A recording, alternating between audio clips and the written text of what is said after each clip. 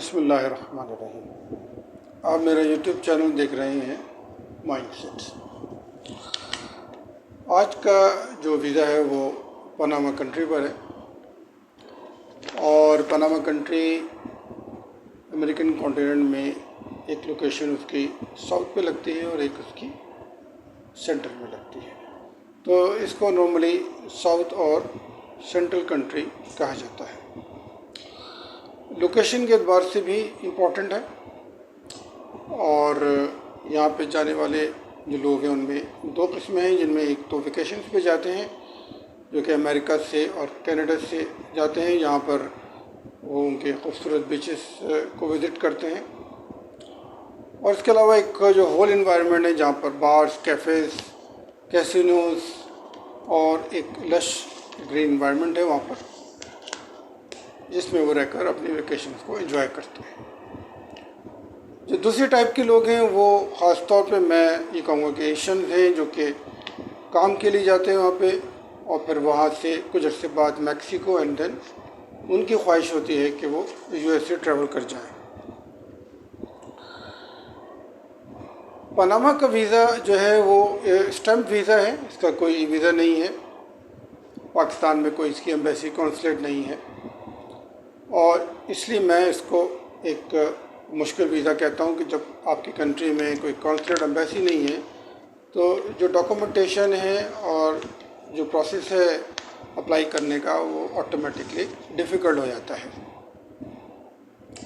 तो जो मुश्किलात हैं पहले मैं उसको डिस्कस कर लेता हूँ, फिर और जो इसके फ़ायदे हैं और कुछ आसानियाँ हैं उसको दोबारा उसके बाद बात करूँगा।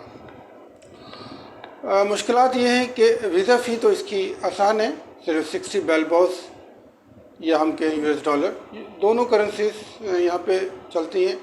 US डॉलर भी है और बेलबॉस भी है जिसका कोड PAB है और दोनों की वैल्यू सेम है, यानी कि 1 US डॉलर में भी 278 PKR आते हैं जबकि 1 बेलबॉस में भी 278 PKR ही आते हैं। जो सफ़र है यहाँ से उसमें आपको जो ट्रैवलिंग कॉस्ट है वो एक्सपेंसिव है क्योंकि आपको दूसरी कंट्री में जाकर वीज़ा अप्लाई करना होगा, तो उसके लिए एक तो वहाँ की टिकटिंग है और फिर वहाँ रिहाइश, वहाँ पर आपका वेटिंग पीरियड, और फिर उसके बाद अगर आप टर्किश एयरलाइन से करते हैं, इतिहाद से करते हैं तो आपको तकरीबन 4.5 लाख का तक का रिटर्न टिकट आपको हासिल होगा।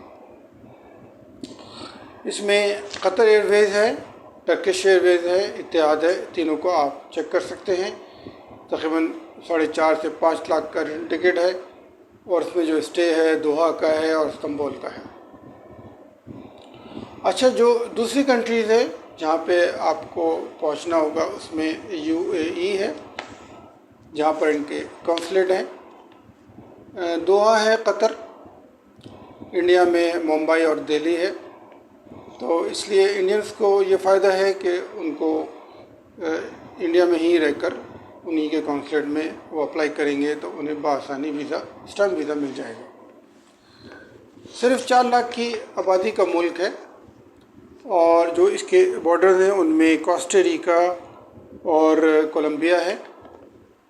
अगर आप इनकी वीडियोस भी देखना चाहते हैं तो कोस्टा-रिका और कोलंबिया की तो ऑलरेडी मैं कर चुका हूँ, उनका लिंक आपको डिस्क्रिप्शन में मिल जाएगा। 90 डेज़ का आपको वीज़ा चाहिए होगा, टूरिस्ट वीज़ा, और दूसरा वीज़ा जो है वो शॉर्ट स्टे वीज़ा है जो कि अबव 90 डेज़ है, यानी कि टोटल 6 मंथ्स का वीज़ा मिल सकता है आपको शॉर्ट स्टे में। लेकिन अगर आप फैमिली विज़िट करना चाह रहे हैं, कोई बिज़नेस एक्टिविटीज़ आपको परफॉर्म करनी है पनामा में, तो आपको शॉर्ट स्टे वीज़ा लेना होगा।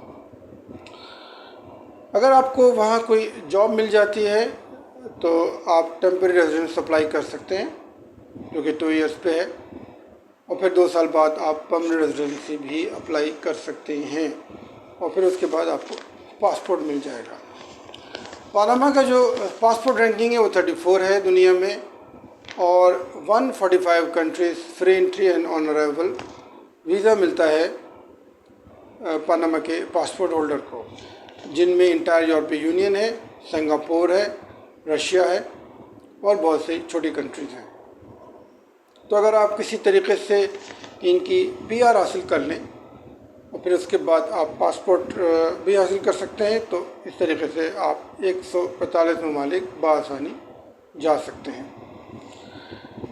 PR के लिए एक दूसरा तरीका है कि आप $3 लाख उनके बैंक अकाउंट में सबमिट करें 3 साल तक के लिए, और तीसरा तरीका ये है कि आप कोई प्रॉपर्टी ख़रीद लें। तो ये 3-4 तरीके हैं जिससे आपको परमानेंट रेजिडेंसी बआसानी पनामा में मिल सकती है। अब बात करूँगा इसका प्रोसीजर क्या है। प्रोसीजर के लिए आपको डिस्क्रिप्शन में 2 लिंक मिलेंगे। एक है mire.gov.pa। इस लिंक में आपको इनकी वीज़ा फ़ी और एम्बेसीज एंड कॉन्सुलेट का एड्रेस मिलेगा। जो दूसरा लिंक है वो है migration.gov.pa। यहाँ पर आपको वीज़ा फॉर्म और वीज़े की रिक्वायरमेंट्स हैं। तो ये दोनों लिंक आपको डिस्क्रिप्शन में मिलेंगे और मेरी रिक्वेस्ट है कि आप डिस्क्रिप्शन को ज़रूर विज़िट किया करें, क्योंकि वहाँ पर बहुत सारी और भी इम्पोर्टेंट चीज़ें अवेलेबल होती हैं। सबसे पहले आप जो हैं इन लिंक पर आप विज़िट करेंगे। वीज़ा फॉर्म जो है आपने डाउनलोड कर लेना है और तमाम डॉक्यूमेंट जो हैं वो आपने प्रिपेयर करने हैं, और उसके बाद UAE, दोहा या टर्की या थाईलैंड, यहाँ पर किसी भी जो कंट्री है उसके ईमेल में गिवन है, ईमेल आपको प्रोवाइड कर दूँगा। वहाँ पे आपने ईमेल करना है और जो उसका जवाब आता है उसके मुताबिक आपने उनको डॉक्यूमेंट जो है PDF फॉर्मेट में सबमिट करने हैं। तकरीबन 4 हफ्ते का प्रोसेसिंग टाइम है, तो आप कोशिश करें कि तकरीबन कोई 2 महीने पहले अप्लाई करें, क्योंकि एक लेंदी प्रोसेस है। वीज़ा फ़ी मैं आपको बता चुका हूँ, 60 बेलबॉस या $60। इसके अलावा आपको तकरीबन 1000 बेलबॉस या $1000 आपके पास कैश होनी चाहिए जब आप पनामा सिटी इंटरनेशनल एयरपोर्ट पे अराइव होंगे। डॉक्यूमेंट्स क्या हैं उसको डिटेल में डिस्कस करता हूँ। वीज़ा एप्लीकेशन फॉर्म 6 महीने, उसके बाद पासपोर्ट आपका 6 मंथ्स वैलिडिटी के साथ +2 blank pages, NIC + MRC + FRC। Marriage है तो मैरिज सर्टिफिकेट, और अगर फैमिली के साथ जा रहे हैं तो फैमिली रजिस्ट्रेशन सर्टिफिकेट। ये दोनों डॉक्यूमेंट आपको नादरा से मिलेंगे। 3 photographs, bank statement 6 month validity के साथ और मेंटेनेंस सर्टिफिकेट। ये दोनों डॉक्यूमेंट जो हैं वो आपने तकरीबन हर कंट्री पे रिक्वायर्ड होते हैं, तो इस बात को अच्छी तरीके से याद कर लें। उसके बाद इंश्योरेंस सर्टिफिकेट 30,000 यूरो तक की, एम्प्लॉयमेंट लेटर, पे स्लिप 3 महीने की, बिजनेस करते हैं तो बिजनेस सर्टिफिकेट, और FBR की टैक्स रिटर्न 2 ईयर्स का। इसके अलावा फ़्लाइट रिजर्वेशन और होटल रिजर्वेशन आपको दरकार होगी, कि जब आप फॉर्म भरेंगे तो उसमें आपसे ये पूछा जाएगा कि आप कहाँ रिहाइश होगे।